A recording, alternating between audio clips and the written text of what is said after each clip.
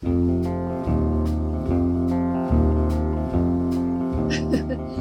Are we? I don't see record. Yes, we're recording. Oh, I see it now. It's hidden in my your orange sweater. All right, we're recording. We're recording. So, Hello. Hi, I'm Peggy. I'm Amanda. And you're watching the Junction Fiberville Millcast. Millcast. Yeah. And it's another one of those where it's not the day before. We're recording early because of the holiday that's coming up. Yep. But we're also going to give you highlights to something that's coming up this weekend. So it's a little bit of back and forth. But for those of you who were at Wayland, it was great to see you, even though I haven't seen you yet. But later in this episode, we're going to show you some highlights from the Russell Garden Center in Wayland, Massachusetts. Does that make sense?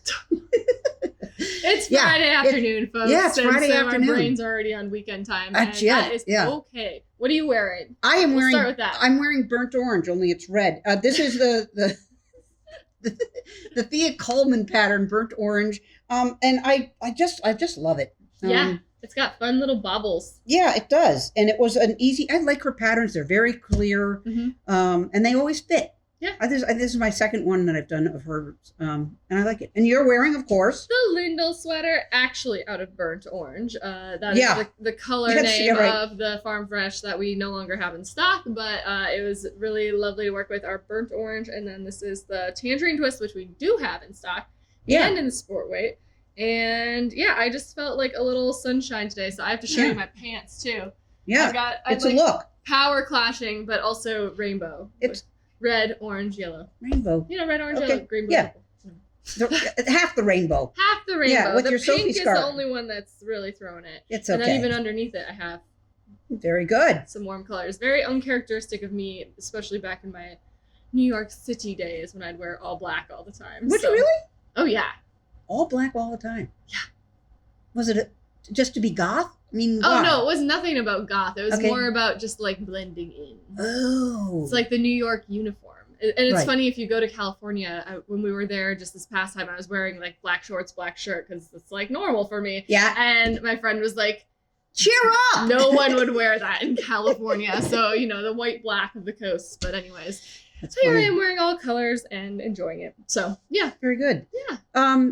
I had Todd went skiing at the crack of dawn this morning. Our weekend is going to be packed with nieces and nephews at our house. Yeah, you're the with party friends. house. We're the party house, and then I got to go disappear to do the Fiber Festival, but that's okay.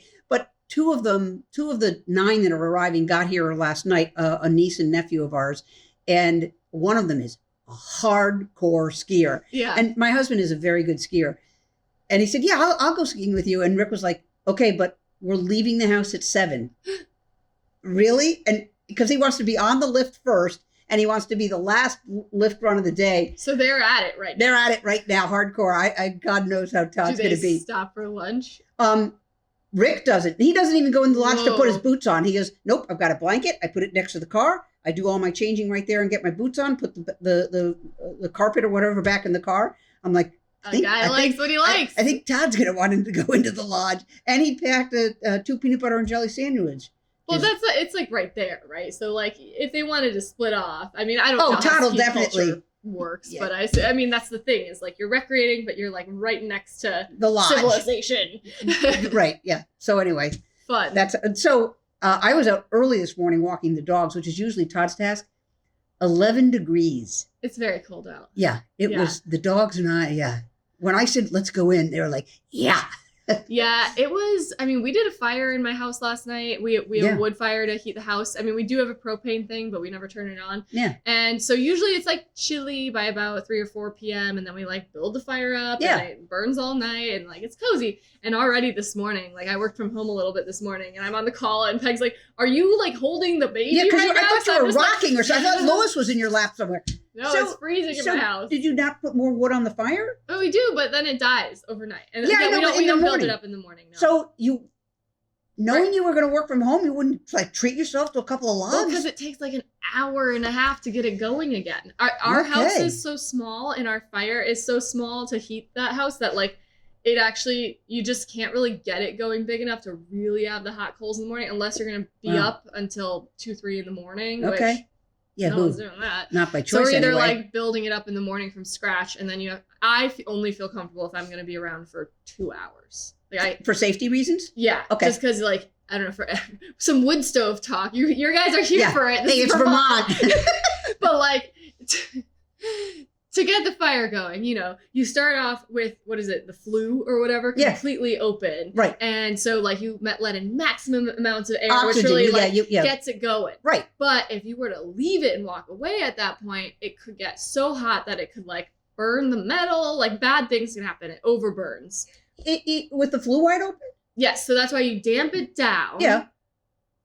Yeah, so you damp it, and maybe I'm telling you lies here, but at least what we do, and that's why I think we do it, but either way, what we do is we build it up strong enough such that you can damp it down and throw the combustor so it's a little more efficient. Right. And then you let it like slowly burn like that. And it gets into like charcoals and charcoals coals going. And ash and not a lot of smoke at that point. Right. It's burning very efficiently. But to get to that point takes like an hour or so. And then I like to just be around to monitor that like it's not overheating. Like a couple of times I built it up so that the little gauge on it was going into almost the red. Like, and I'm like, oh my God, nothing is more stressful. Actually, what's more stressful is when you think you have enough kindling and you start the fire and it starts to die. Yeah. And you're like, the smoke. Oh, it's not only that, it's then you're going, can I tuck any kindling underneath? Yeah, can I lift it up and shove it under? You're kind of screwed. You got like logs on fire that you're picking up with your bare hands, and you're just like, shoot. Anyhow, that's a little bit of Vermont for you. Yeah, there you go. It's great. We love it here. Oh, yeah, absolutely. And you know what? I'm complaining at 11 next week.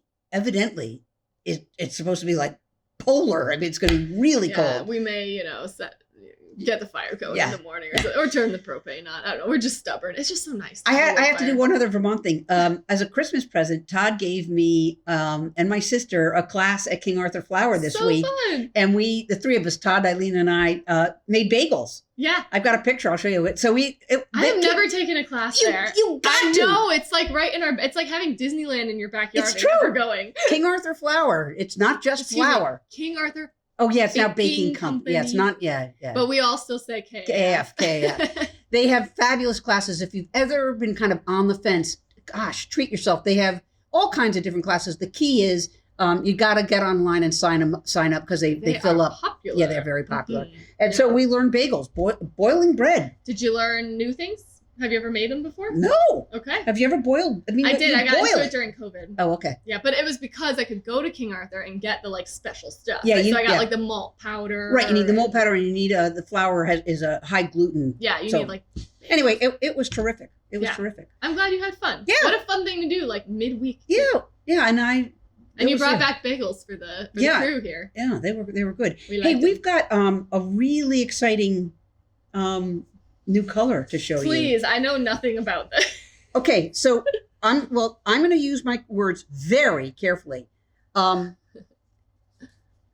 dragons mean anything to you? Not Game of Thrones. Not Game of Thrones. So this is a new colorway we're calling Dragon Rider. And if you're in the know, you know exactly what we're talking about, especially on January 21st. All right. That is Dragon Rider. So it's got some grape purple. Yeah. It looks like some gold. Uh-huh. It's got like a nice dark purple in here, like gray purple. Yeah, it's a really, I just think it's a great color combination. And again, it's called Dragon Rider. And for those in the know, you'll know exactly what inspired this. Or you just might like purple and gold. Yeah, purple and gold. And this is this is going to be a limited edition yarn that is going to go online Tuesday at 10 a.m. Yeah, Tuesday. Which is the 21st. Mm-hmm. And this is a one-off. So it's a one-off. We've got what we've got, but we learned our lesson. Oh, it's DK weight. Yeah, it is DK weight, and we've learned our lesson. And when we do a limited run, this should take care of everybody. We did a generous amount. We hope it was enough. Yeah, but if you like dragons and you like purple and get your limited edition making tricks. Absolutely. Oh, we handled that so weird. In another Millcast, we'll explain why. How about that? Oh my gosh. So, flashing forward into the future. Oh, this is going to get confusing. I can already tell. Take a look at how much fun we Because we did. We had so much fun. And by we, she means herself. And Todd. And Todd. He better not bag out on me now, because I'm telling you, Todd, you're coming with me. Todd was there. Todd was there. Take a look. All right. It is about 20 minutes from opening at the Russell Garden Center, and I'm going to show you where we're at. And yes, it is a garden center. Here are the greenhouses. And I know you think, well, why would you do a fiber festival? Well, despite all the indoor plants, there's a lot of space. I'm going to take you on a quick tour. Got the orchid section here. And then we open up, and this is just the tip of the iceberg for all of the vendors. I can't recall how many, maybe 50, but here it all is.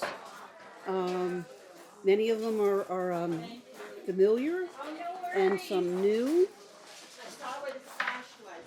And there you go. So I'm going to turn around and say, I'm going to give you an update. Again, we're about 15, 20 minutes away from starting the day.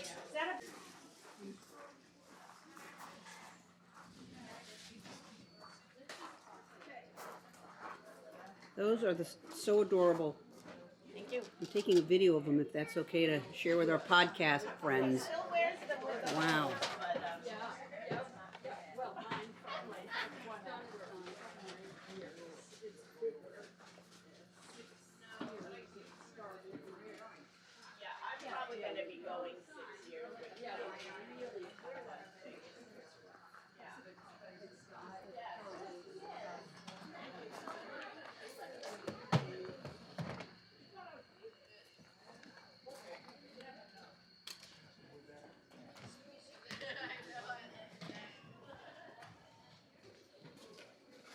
Hi.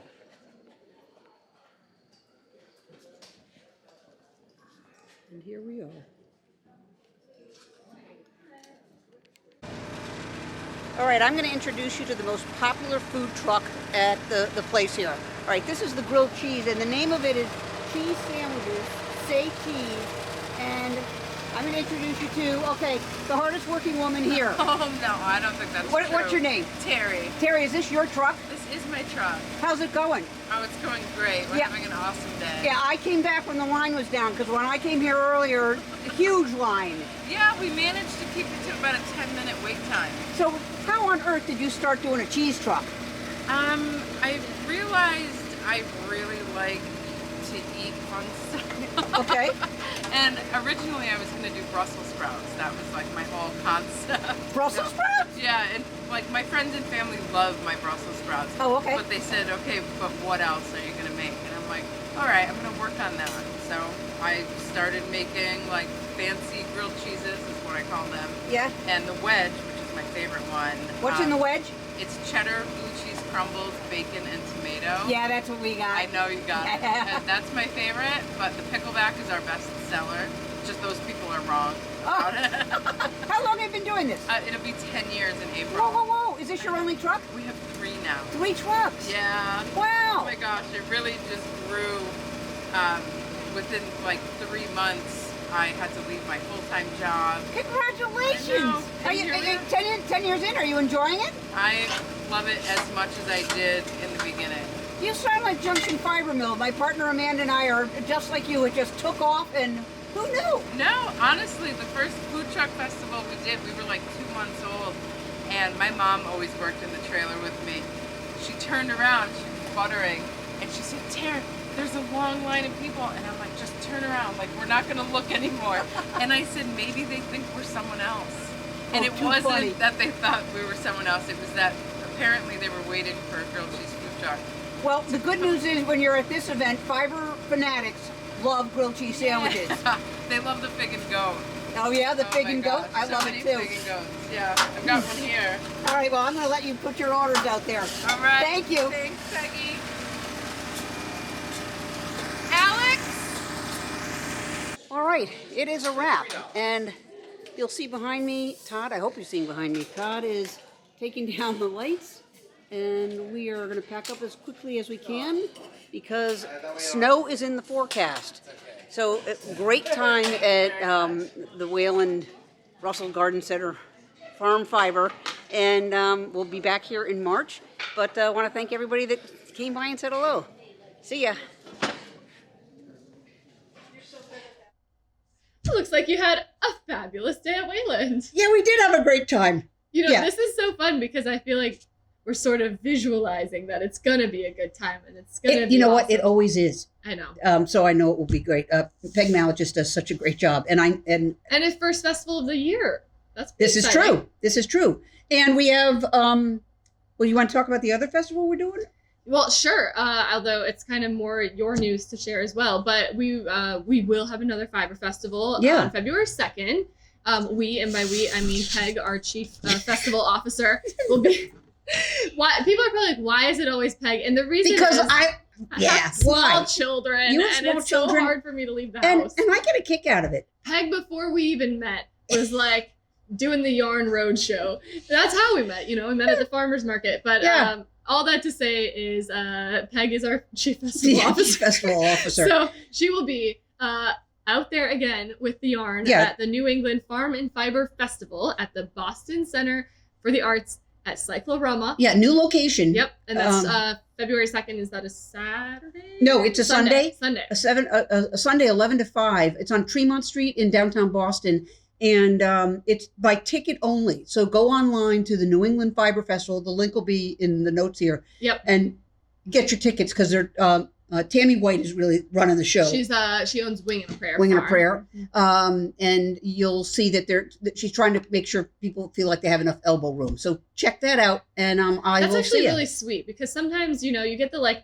peak hours that everyone comes, and then no one has a good time, and then you've got some hours that are just kind of nice to ticket it out. Well, Tammy is so conscious of vendors because she's always really been to there, coming around with the cart with goodies and things to drink. It's really sweet. Yeah. Well, I hope that folks come see Peg. At one of these events. And I've seen a picture of the building. It looks really cool. So we'll see how it goes. And we should mention that this is the first time we're taking a van down this weekend, and we'll do it again for the Cyclorama. Maybe. If it goes well. Yeah, if it goes well. Did you see it out there? I did. Yeah. You can't miss it. No, you can't. It's bright yellow. When you rent these things, whether it's U-Haul, in this case it's Penske, because I wanted to try a cargo van, which is like a regular van, only tall. You're a great big advertisement for the company, right? So this is, banana yellow with Penske written all over it. Yeah, totally. So, before we sign off. No, I got knitting. Oh, you got knitting. Okay, well, can I say something first? I should have said it up front. I'm all lopsidasical because it's Friday. I wanted to thank everyone for their really kind comments. I was emotional last week which was really only 4 days ago, because of the children not sleeping and sleep training and potty training and stomach bug and just a host of things outside of the mill that were affecting my attitude. And I want to say thank you for your kindness and generosity in the comment section. Y'all are the best. Yeah. And also to give you an update that Lewis is now successfully sleeping between 7:30 and 5-ish, which is amazing. Yeah. So I'm not getting up in the middle of the night for the past 3 nights. That's a knock on wood. Good. So that's good. And my stomach is recovered and I'm in better spirits. Excellent. Yeah. Excellent. Okay, what have you got? You got all right. So I mentioned briefly I had a little bit of back issues, so it makes it very, and this too shall pass, but I can't really sit and knit right now. Mm-hmm. So I have the sleeves to do on my son-in-law's sweater, but I really can't sit upright, and you can't lie down and have a whole sweater on top of you. So I have been reclining and wanting to do a little knitting. And what I'm knitting is a Sophie scarf because I made one and I've lost it. It went somewhere. So I was rummaging through my stash, and years ago I hand spun some merino. Ooh. So this is some merino that's really soft to the touch. I'm very almost nice. Done. So it's a Sophie scarf. Yep. I want you to see it now. And because this is the double size one. Yes. This is. Is that the single? That's the single. It's all right. Yeah. Tiny. I need the warmth. But I'm going to dye this. Okay. So you're seeing it now in its cream color. As soon as I'm done, I'm going to pop it in a pot here at the mill, and I don't know what color to dye. I obviously I'm not going to do red. That would be wrong. It's a signature look now. Well, it goes with the glasses so incredibly well. It'll be a purple or blue. Yeah. It makes sense. But yeah, so I don't know what happened. I had a beautiful one that I made with some mohair that was purple. Yeah. must have left it somewhere. I've combed the house. I couldn't find it. I thought, well, I'll do it again. Thankfully, with the Sophie scarf, the investment was not too high to begin with. No.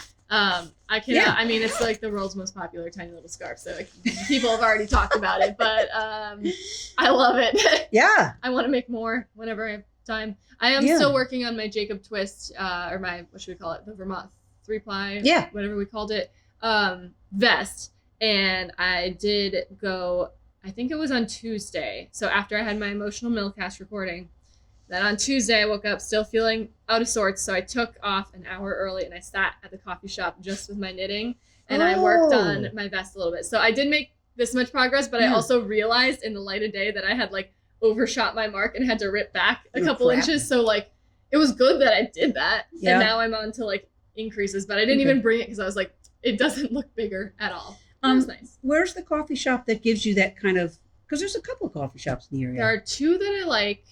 I went to Still North because it's the closest one to here, which is in Hanover, New Hampshire. It's a bookshop / coffee shop. Yeah. And what I love about Still North, depends on what mood you're in, but I was in this mood of like, I want to go and eavesdrop on other people a little bit and like do my knitting. So I find the like communal couch, which is always filled with Dartmouth students doing work. And I just like listen to what they're up to. And it is so fun. Youth. Yeah. That's what youth are talking about. I can still pass, okay? So no one knows I'm not. I say to myself. Yeah. Well, better than I can. But then the other one I like is in Lebanon. I love Lucky's. Lucky's? Yeah. Not always easy to find a seat there. No, it's really popular. But like on a weekday, you can get away with it. But this was Tuesday, and they were closed. So anyways, if you don't know this about me, coffee shops are like my favorite thing in the world. I love a coffee shop. So very happy to like spend an hour doing it. I should do it more often. Excellent. Yeah, treat yourself. Yeah. You take all those hats off. Wife, mother. I know. You just boss, sit all that shit. down and have a warm beverage and do some knitting. It's so lovely. Excellent. And you might make friends that way too, because you're like out in public. Anyways. Well, hopefully that inspires you to head to your local coffee shop. Support your mom and pop shops. Yeah. All right, guys. That's it. Lovely to see you all. Bye.